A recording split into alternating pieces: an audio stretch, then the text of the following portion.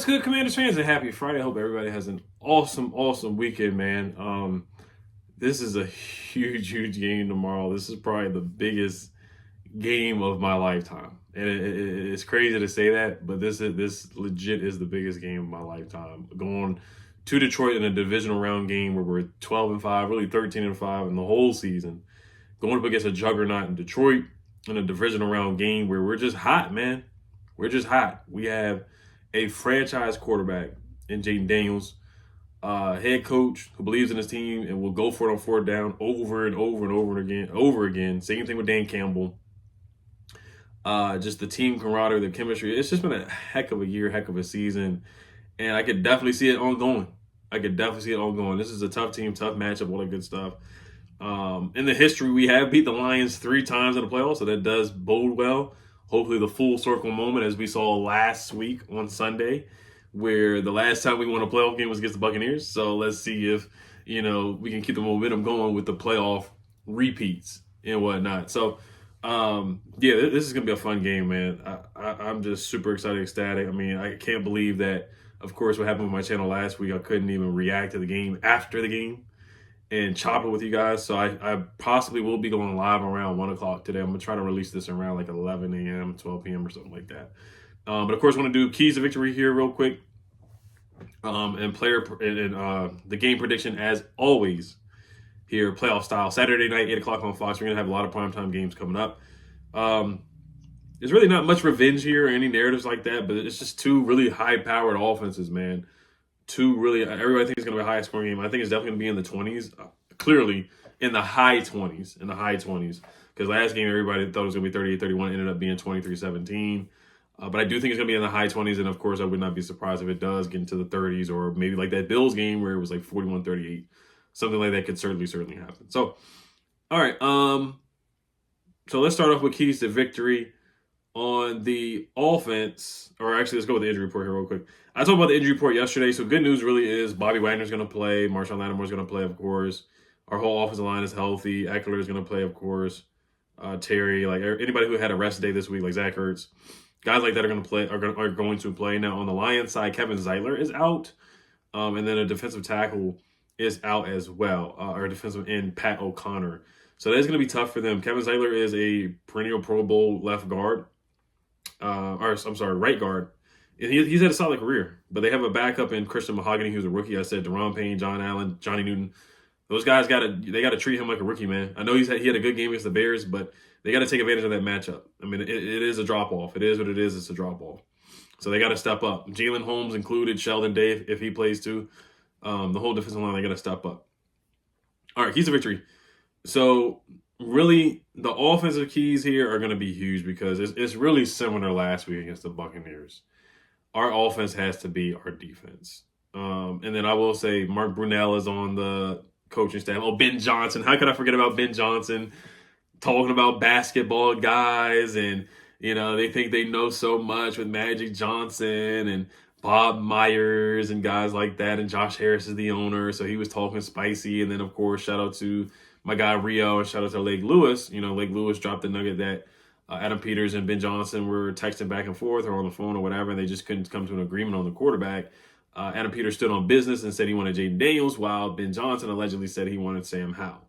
And I'm just like, yeah, I'm not about to just keep Sam Howell to bring you over here. You got to go with the guy that I want, that we know everybody, for the majority of people, wanted Jayden Daniels over Sam. There's a lot of people that did want Sam Howell back, but, Adam Peters is a really good talent evaluator. It was like, nah, Jayden Daniels is the guy. That's the guy that he wants, the game changer, and the guy that will take your soul. So what Lake Lewis says that they turned the plan around, even though they still went to Detroit because they went to interview Aaron Glenn, but basically that they were just done with Ben Johnson after that. And then Ben Johnson was talking spicy after that, and Adam Schefter cooked Ben Johnson, saying that Ben Johnson's not a leader of men, he's not ready to leave yet. And I think it was a good thing that we ended up with Dan Quinn, who is a leader of men, and Dan Quinn is basically who we needed to lead this group of guys. And bringing an offensive coordinator like Cliff Kingsbury, who's had great chemistry with Jayden Daniels this season. For the majority of the season, for sure. And then Amon-Ra St. Brown. Players do this all the time. People commented on my video the other day, and we're saying that, like, he wasn't calling out De'Ami Brown, but he was. He was calling out De'Ami Brown. Like, that was unnecessary. He didn't have to say, oh, De'Ami Brown, I believe, who had 0 catches, 0 yards. Like, He didn't have to say all that. So De'Ami Brown, definitely add fuel to the fire. Add that to the documentary as well. If he comes in and has 89 yards again or 90 yards and a touchdown, definitely add that to the documentary, De'Ami. All right, so those are the narratives. Mark Brunell is a quarterbacks coach. He's the quarterbacks coach on the Lions. Antoine Randall L is also with the Lions too. I remember him yelling at Jameson Williams. So those are two former Skins that are on the Lions. And the last time we won a playoff game, Mark Brunell was the quarterback back in 2005. So, like I said, some full circle moments here, just some historical stuff. All right, so quickly, keys to victory here. Offense will have to be our defense. Time of possession. We beat the Buccaneers in time of possession. Usually when we own the time of possession or win the time of possession, that's when we come out victorious.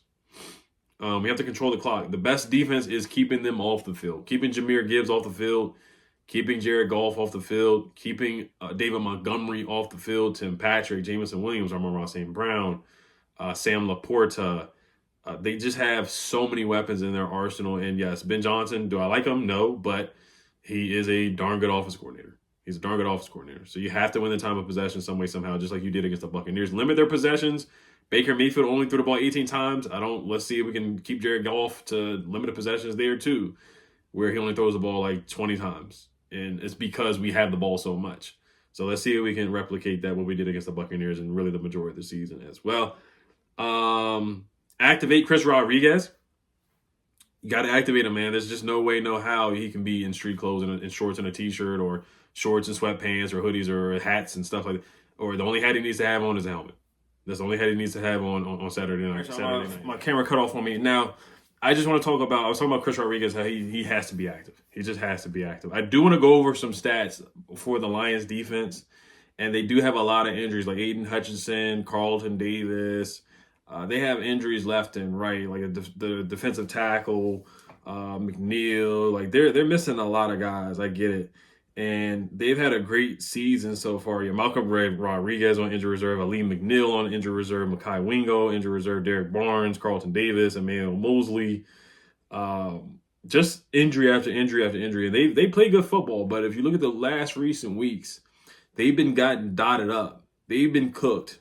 They've been very vulnerable. They gave up 31 points to Brock Purdy. They gave up like 45 to the Bills.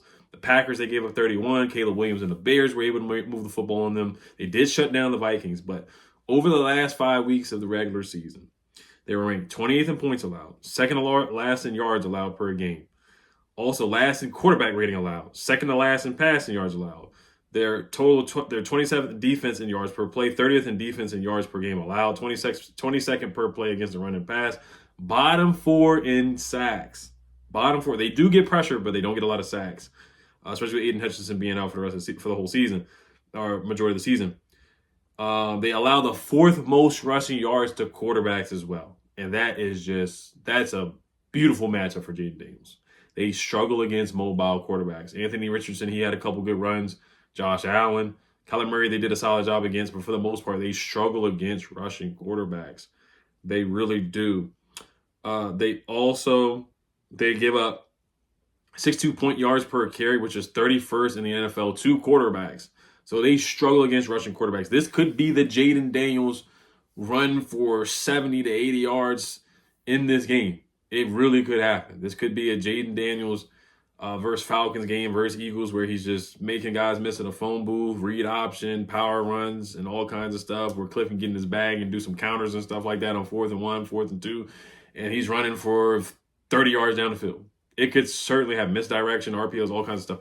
That's what we got to get. Cliff's got to get in his bag, and Jayden's got to use his legs. He's got to put the Superman cape on this game. So I'm telling you, everybody thinks the Lions defense is just a juggernaut, but they've given up a lot of yards over the last couple of weeks for sure. Get the ball to Terry early and often. They play a lot of man.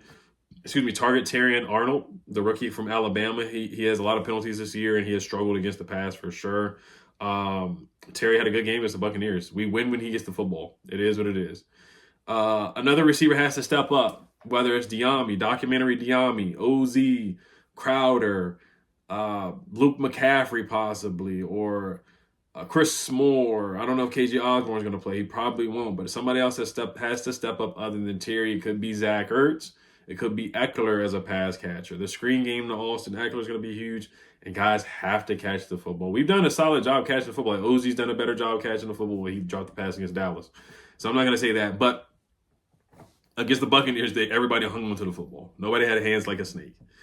Fourth downs are going to be huge, as always. I brought this up. Dan Quinn and Dan Campbell, they love to go for it on fourth downs.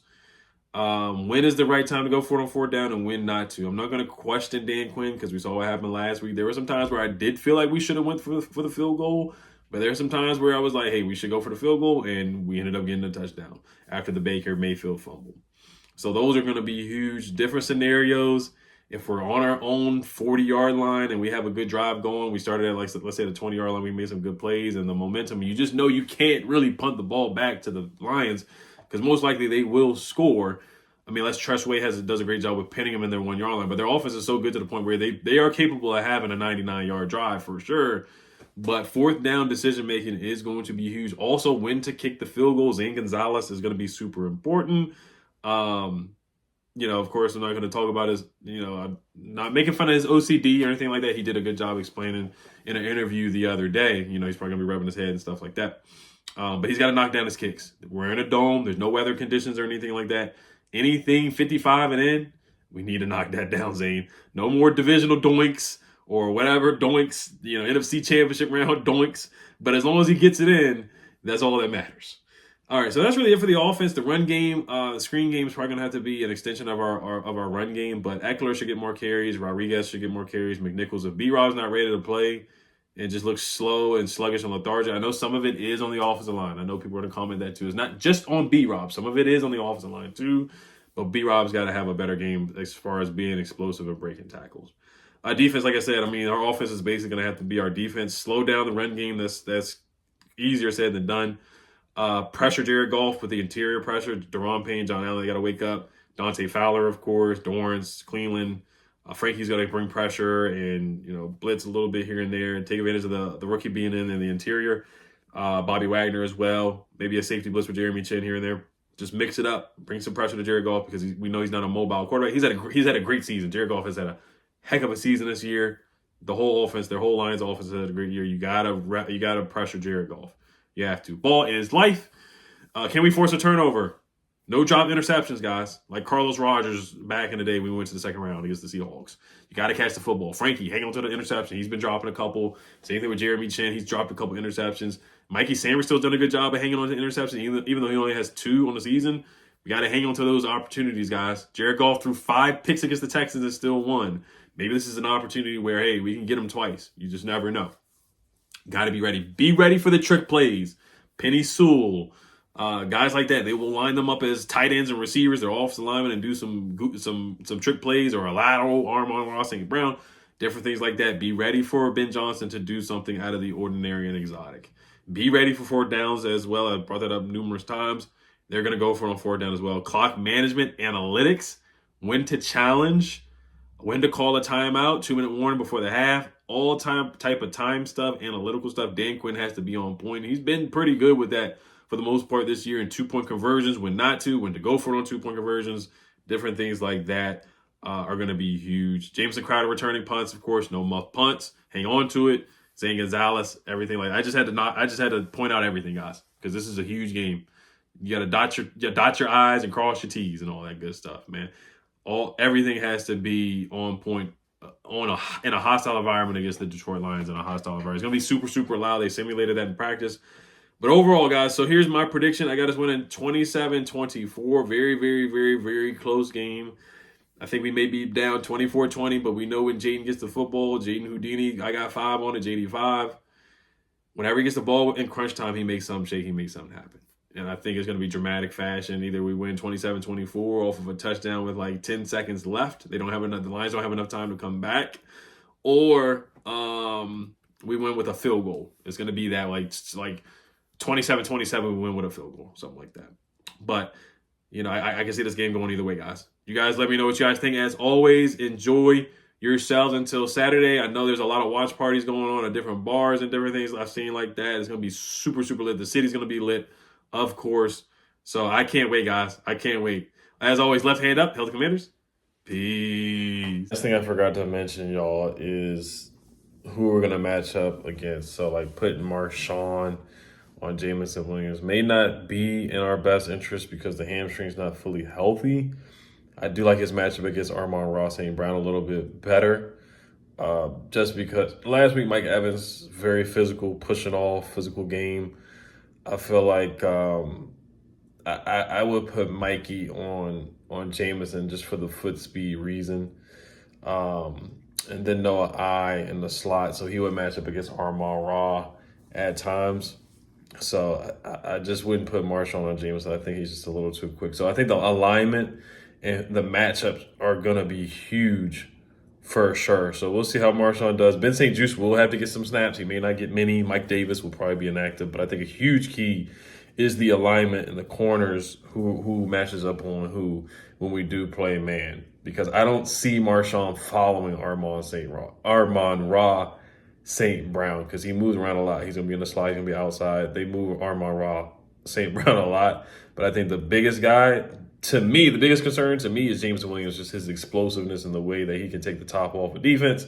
And if he gets a 50-yard bomb, the crowd will certainly get into it. So that's like he's like the receiver that I'm really, really, really keen on in my key to victory. I would stay. I don't know if Marshawn, the hamstring, if he can keep up with Jameson Williams. So that's the key that I forgot to say. All right, you guys, as always, I got us winning. Let's get this dub. Hail the Commanders. Peace.